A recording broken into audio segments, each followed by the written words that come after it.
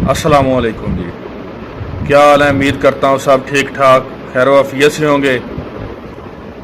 मेरी दुआ है कि जहाँ तक खुदा की खुदाई है अमन सुकून और सलामती रहे।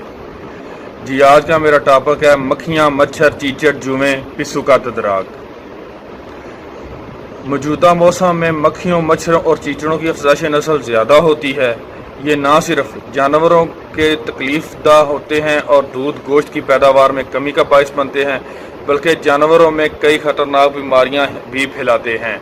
बीमारियों को फैलाने में सबसे ज़्यादा मक्खियों और चीचड़ों का किरदार है। नोट करें कि गर्मियों में साड़ू, अंगियारी या मिस्टाइटिस बढ़ जाता है। इसकी एक बड़ी और अहम वजह मक्खियां हैं, क्योंकि मक्खियां गंदगी से जरासीम को जानवर तक मुंतकिल करती हैं। मक्खियों, मच्छरों की वजह से जानवर हर वक्त अपनी दुम, कान और जिल्द हिलाता रहता है, जिससे दूध की पैदावार भी कम हो जाती है, क्योंकि जानवर परेशान रहता है, स्ट्रेस में होता है और चारा खुराक भी सुकून से नहीं खाता, हत्ता कि आराम से बैठ और जुगाली भी नहीं कर सकता। कुछ मक्खियाँ चीचड़ और मच्छरों की तरह डंग मारने वाली या काटने वाली भी होती हैं, जो जानवरों के लिए शदीद तकलीफ का बायस बनती हैं। मक्खियों, मच्छरों और चीचड़ों को मारने का एक तरीका कार है। अमल होगा तो ये कंट्रोल होगा, वरना कभी तो दवाई का कसूर निकालेंगे और कभी मक्खियों की हठधर्मी। मक्खी अपनी 25 से 30 दिन की उम्र में तकरीबन 500 अंडे देती है।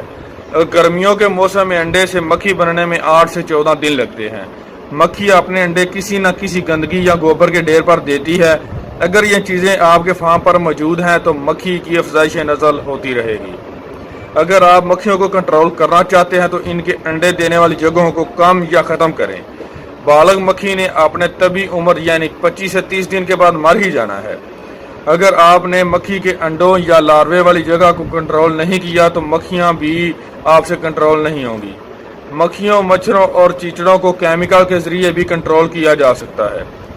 ट्राइक्लोरोफान पाउडर के 2 ग्राम 1 लीटर पानी में मिक्स करके फार्म के अंदर स्प्रे करें। जानवरों के ऊपर भी स्प्रे कर सकते हैं। ट्राइक्लोरोफान बहुत महफूज दवा है। इसको जानवरों के अंदरूनी कीड़ों के लिए खास मकदार में पिलाया भी जाता है और जख्म में कीड़े पड़ने से जख्म के अंदर 20 ग्राम फी लीटर पानी में हल करके या बगैर हल किए भी जख्म के अंदर भरा भी जाता है। साइपरामेथ्रिन इस दवाई केमिकल का 1.5 ml और पानी का 1 लीटर मिक्स करके जानवरों पर स्प्रे करें।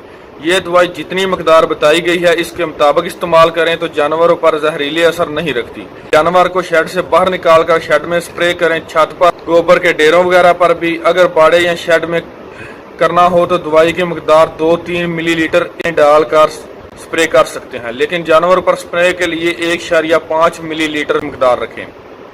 भैंस के जिस्म पर बाल कम होते हैं, इसलिए भैंस पर स्प्रे करना हो 1 ml फी 1 लीटर पानी में हल करके स्प्रे कर सकते हैं। जब सुबह जानवरों को बाड़े या शेड से बाहर निकालें तो इस वक्त स्प्रे कर दें। ये दवाएं जानवरों से मक्खियों के साथ साथ चीचड़, जुएं, पिस्सू और मच्छरों का खात्मा भी करते हैं। दवाइयाँ ये साल से जानवरों में इस्तेमाल हो रही हैं। ये मैं आपको बताता हूँ कि आपसे मच्छरों और मक्खियों पर कंट्रोल क्यों नहीं होता। आपको तरीकाकार बताता हूँ कि इसके लिए आपको एक तरीक़ाकार से चलना पड़ेगा। ये नहीं हो सकता कि आप एक दिन स्प्रे करें और समझें कि मक्खियाँ और चीचड़ ख़त्म हो जाएंगे। इनको काबिल बर्दाश्त हद तक कंट्रोल करने के लिए आपको स्प्रे करने का अमल सुबह और शाम में करना पड़ेगा और हफ्ते में 3-4 दिन करना पड़ेगा।